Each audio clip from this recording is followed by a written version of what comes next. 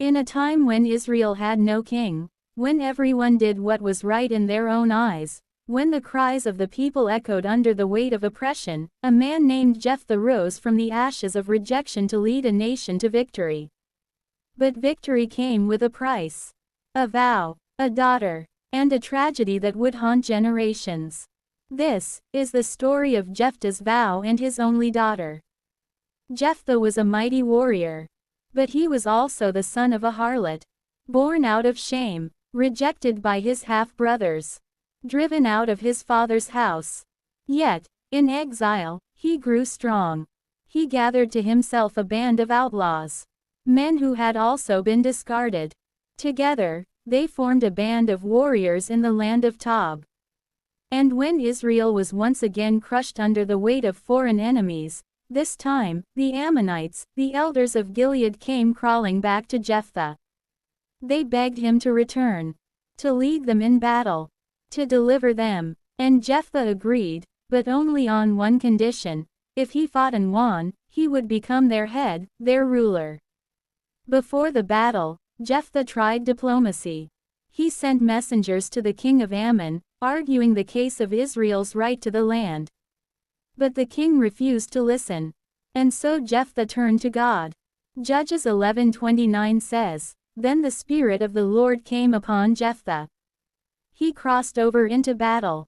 But then, in the heat of faith and desperation, he made a vow. A vow that would become his undoing. He said, 'If you give the Ammonites into my hands, whatever comes out of the door of my house to meet me when I return in triumph, will be the Lord's, and I will offer it up as a burnt offering.'" It was a reckless vow. A tragic promise. One that would demand more than he ever expected. The Lord gave Jephthah victory over the Ammonites. He defeated them with a great slaughter. Jephthah returned home in triumph. But as he approached the door of his house, his heart sank.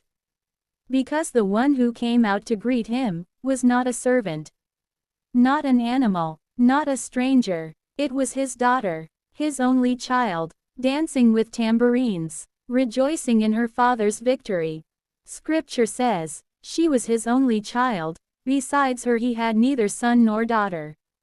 And in that moment, joy turned to horror. Victory turned to grief. Jephthah tore his clothes and cried out, "Alas, my daughter!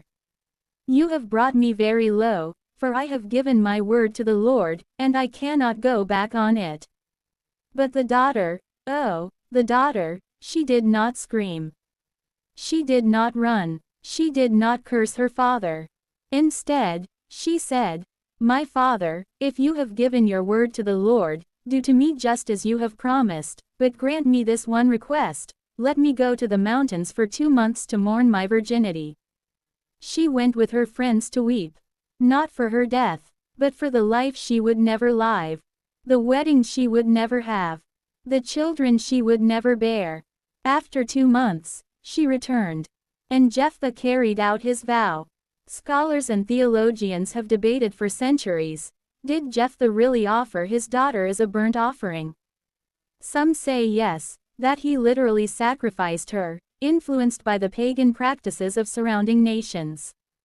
Others say no, that she was dedicated to a life of perpetual virginity, like a living sacrifice, never to marry or bear children. Whatever the case, her life was forfeited, either by death, or by isolation. A vow made in haste. A daughter lost in innocence. In the days of the judges, Israel was a nation in moral decline.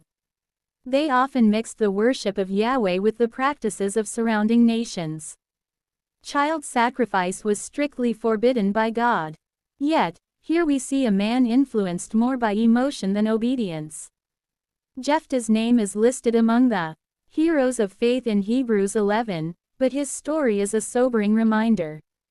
Faith without wisdom is dangerous. Zeal without knowledge is destructive. And words, once spoken, carry weight. Her name is never mentioned, but her memory lives on. Judges 11:39-40 tells us that from that time on, the daughters of Israel went 4 days each year to commemorate the daughter of Jephthah the Gileadite. She became a symbol of innocence, of sacrifice, of obedience, of suffering caused by foolish vows. This story breaks our hearts, and it should. But it also teaches us. Be careful what you vow. God takes words seriously. Don't make promises in desperation. Pray, don't bargain. Don't confuse zeal with obedience. God desires mercy, not sacrifice. And above all, remember, God never asked for this sacrifice. Jephthah won a war, but lost what mattered most. Let us not be so driven by success or ambition that we forget compassion and wisdom. And may we honor the nameless daughter, who chose obedience, even in death.